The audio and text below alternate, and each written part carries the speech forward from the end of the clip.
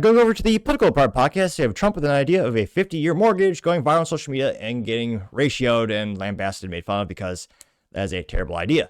Now, this brought to us, it was one May post. This one's from Andrew Loken, who says, quote, President Trump's 50-year mortgage plan explained. And you have, here's 2021, which again, many people bring into the comments. Obviously, in this case, the interest rates are different. Now, in this case, they're comparing a home in 2021 being priced at $500,000 with a 3% interest rate and a 30-year mortgage. That payment would be $2,108 per month. Total interest payments was $257,887.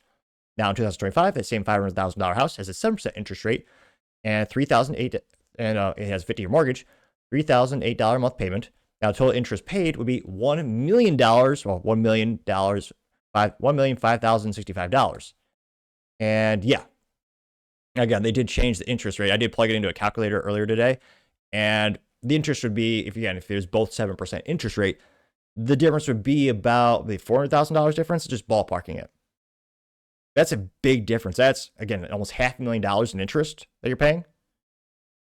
That's insane. Now, again, I don't know who told Trump this is a good idea. I don't know, someone just said, Trump, hey guys, we need to get the average mortgage cost down. The monthly payments are insane. They're crazy. Monthly payments are more expensive than an Audi R8, which is a great car with a stick shift. You can find one with a gauge shifter. It's quite elegant. But in all reality, when you get back to the monthly payment being as low as possible, just like an automobile, it'll make $1 billion year long. Who cares? Who gives a shit? I mean, okay, Trump probably didn't say that precisely. But again, this is one of the biggest issues with people and budgeting, not realizing the total cost and the total cost of ownership. It's one of those things where, especially the vehicles, it's out of control. And yeah, anytime you're looking at buying anything in life, always ask, what is the total cost? Don't think monthly cost, because then they'll do this shit like this to you. And they'll be paying hundreds of thousands of dollars in interest. Again, even with a 30-year mortgage at 3%, you're still paying over $250,000 in interest. That's, I think, asinine. But again, I understand most people can't afford to just buy a house cash. I mean, again, I'm renting a house right now. I can't afford to buy one. I hope to someday soon, maybe. But Trump's missing. He's focusing on the monthly payment because that is what people think of when they're budgeting. I understand why people would think I want a low monthly payment. And again, you do. But he's describing a solution. He's actually solving the problem. He's putting a Band-Aid on it. He's not solving the core issue. Now, the core issue is age-old, economics, supply and demand. There's a lot of demand. There's very little supply. I don't think it helps. Obviously, it's a political part of the podcast. It does not help when there's so much supply in terms of demand. We have 50 million people here on H-1B visas. That's a lot of apartments. That's a lot of house demand. You also have estimated 13 to 20 million illegals here as well. So if you want to combine those numbers, ballparking like 70 million people who are here, putting a stress on the demand for apartments, for rental houses, and houses in general. And again, the housing companies, they're building these houses as fast as they can. But it's not meeting the market demand. There's still a lot of demand for it. Then you have high interest rates, which is a fault of the Federal Reserve, which again, don't get me started on that. Interestingly enough, if you remember the Titanic sunk, all the people on it, they were all protesting. They're all against the Federal Reserve. Then shortly after that sunk, it was created. But nevertheless, another topic for another time, perhaps. The interest rates, that's another thing that's hurting the market. Now, the issue is if you drop the interest rate down to 0% or 1%, whatever, you'll cause massive inflation, which we can't afford that either. The housing market is really stuck between a rock and a hard place.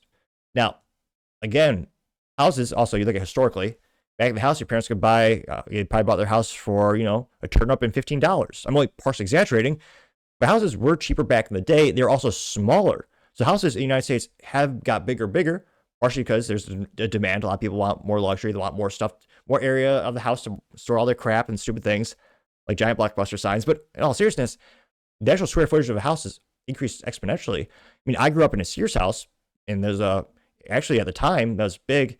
By the time all the other houses were destroyed and built around it, it was now considered small by modern standards. It's an instance where there's been a huge cultural shift for larger housing in the United States. And that's another reason why houses has increased in price. You also have, again, increasing the cost of goods sold, increasing the cost of all materials. During the pandemic, we saw the cost of wood skyrocket. And that was one of the reasons, again, why housing increased in price. It's really a tough spot. American dream seems to be just being stolen from us from corrupt politicians. Well, I would argue on the left and the right. But again, a 50-year mortgage, that is basically the definition of the World Economic Forum. You own nothing and be happy. And again, if you just miss a couple of those payments, they'll repossess the house. And again, when you look at financing a house, which I've studied, it's kind of sad when you look at some of the numbers. I mean, for many years, you're not actually paying down the principal. You're just paying off interest. Like the U.S. national debt, another reason that we're screwed.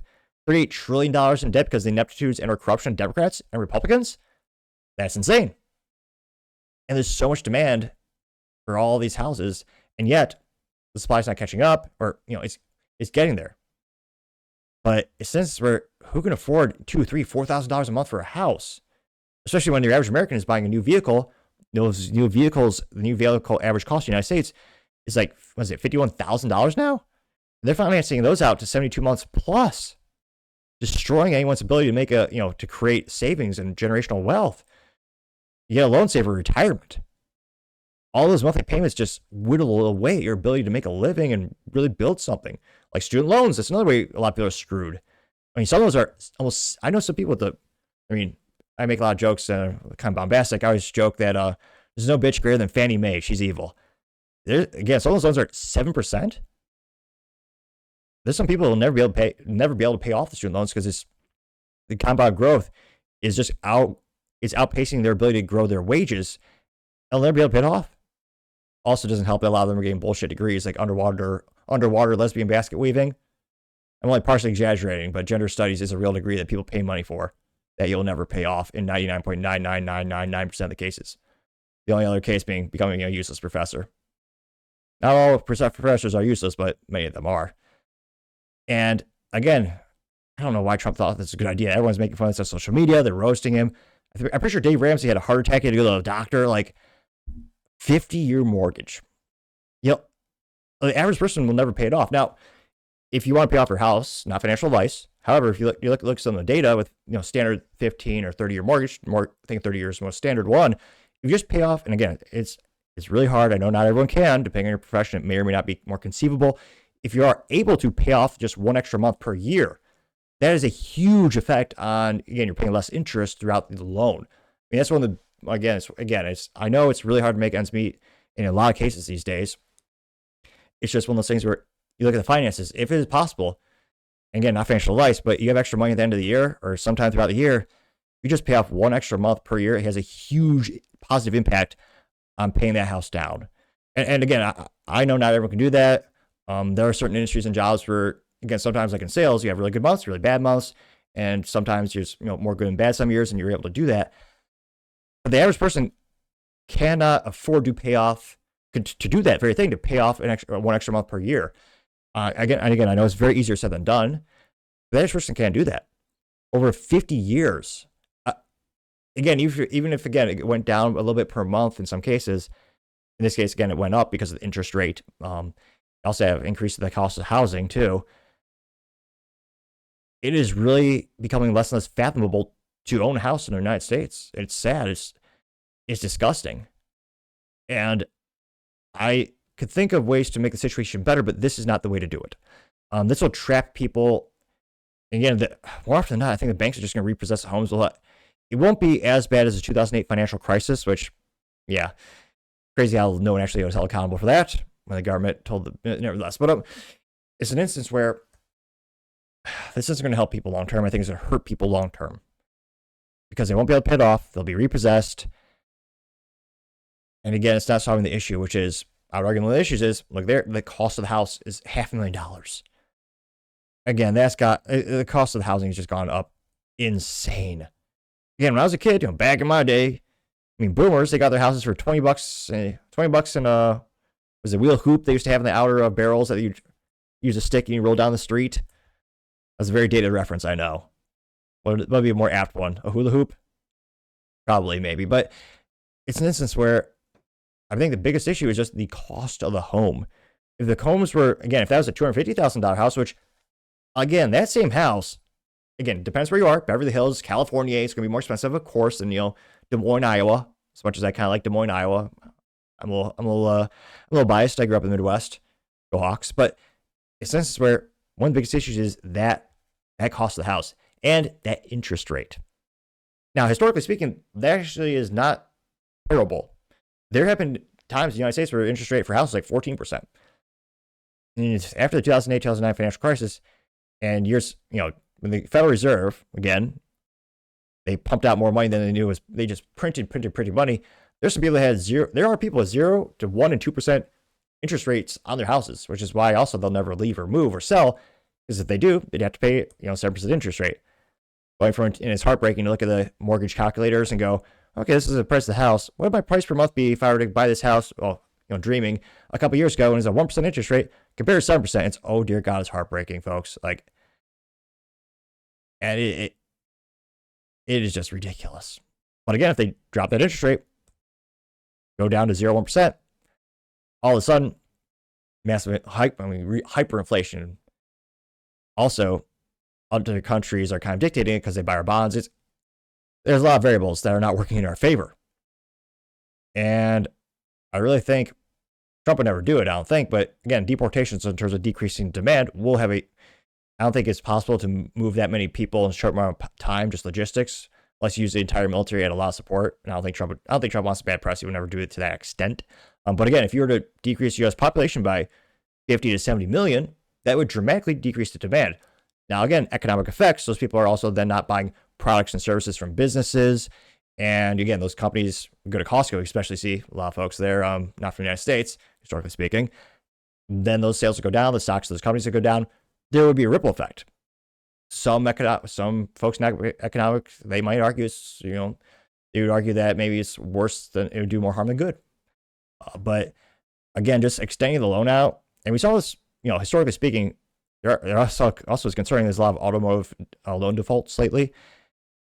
Having those loans getting stretched out more and more is also it's proven not to work long term. It's causing more harm than good because again, you have massive rates of car repossessions. And I think this industry, the housing industry, is going to parallel the automotive industry as they stretch out. I mean, there are people with 100-month loans for a freaking car. A thing that, historically speaking, will go down in value, depreciate like a rock, especially if it's a Mercedes. And it's going to cost, again, you're going to have more cost when it comes to the repair maintenance of the vehicle. So, yeah, I laughed out loud. I didn't think this news was real when Trump said, oh yeah, or when the news said, oh, Trump has an idea, 50-year mortgages. Now, one of the first comments comes to us thanks to Jeremy, who says, quote, the payment over 50 years wouldn't have been higher than, the payment over 50 years wouldn't be higher than a 30-year loan. You made a graphic for people who are stupid at math. Getting 1.2 thousand likes. Yeah, I just messed with the interest rate. It goes up. Going down more and more. Let's see. Jake Cantley says, reality check 50-year mortgages isn't as crazy as it sounds. Most homeowners will never make it past year 10, 11, and 30 because they'll unfortunately expire of old age. He says, key insight, roughly 85 to 90% of borrowers exit early by selling, refinancing, or prepaying, not defaulting. For the math-minded, 6% conditional payment, CPR, after month 30 works out, a single month mortgage of about 0.51%. Run that over 360 months, that's only about 15% loans survive at the end. Real world prepayment waves often drive the number down even lower, getting 239 likes. Ultra Mega Deplorable Deb says, quote, you compare a 3% interest rate on a 30-year fixed to a 7% interest rate on a 50-year. That's called misleading advertisement, and it would be illegal if you were a mortgage loan officer. You would get your license yanked and you'd be fined heavily. Well, again, yes, this is also a meme or meme. And again, he was just positioning the two positions in history as well. Because again, a couple years ago, you did have really low interest rates. It was great. As Trump would probably say, back in the day, the interest rates were so goddamn good and attractive. They're so small, like my golf handicap. I always get the hole in one. Yeah, okay, that's the worst Trump impression you hear all year. I'll give you that. But nevertheless, the attempt was made. Tanya Hess also says, quote, I can't wait to hear what David Ramsey has to say about 50-year mortgages. David, please take deep breaths. Yeah, 193 likes. Yeah. Obey Gravitas says that's Bidenomics. And he has a little graph that shows the increased cost of cheese, alcohol, grocery, dairy, produce, and meat when Biden was in office, going up exponentially, getting 155 likes. Chester Z says, quote, sounds like renting from a bank, not owning, getting 251 likes. Let's see here. Trust cat. I don't know. Cats are usually crepuscular at best. I don't know if you should trust a cat. Nevertheless, this alleged cat says, quote, 30-year versus 50-year mortgage at 6% on a house that is $420,000. The 30-year loan would be $2,519 per month, or $906,000 total, paying $486,000 in interest. A 50-year mortgage would be $2,714 per month. Wow, 1.36 million and 935,000 interest.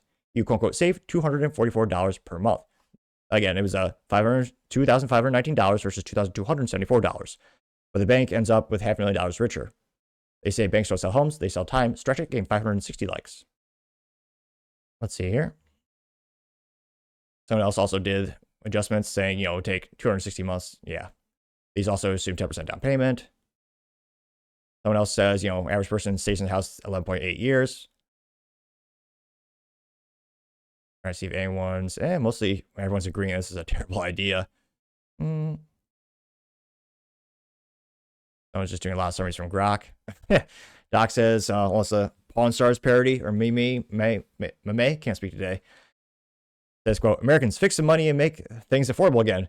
And Trump's the star from Pawn Stars says, quote, best I can do is 50 years of usury. Gain 43 likes. He's Rick from Pawn Stars. You also have Reap the Whirlwind. Says, quote, hey, Mr. Fluent in Finance, please us how the F longer torn mortgage 50 years would carry a higher interest rate, 30 years, 7%. All right, they don't. You're just retarded. Gain 15 likes. Yeah, pretty much everyone is highlighting how much more you would pay in interest. But again, it would get that low monthly payment that people fixate over. But let me know your thoughts, because as always, be fascinated to hear what you have to say. Thank you, everyone, for taking the time to tune in today. Again, try to get 6,000 subscribers by the end of the month, so click that button. I greatly appreciate it. Also, give me a thumbs up, thumbs down, or comment. It's a great way to give me some additional feedback. Let me know how to make the show better and better. Lastly, don't forget to take time to tell your family, tell your friends, tell your coworkers, heck, tell your enemies, anyone, everyone. Just stay safe, fight the good fight.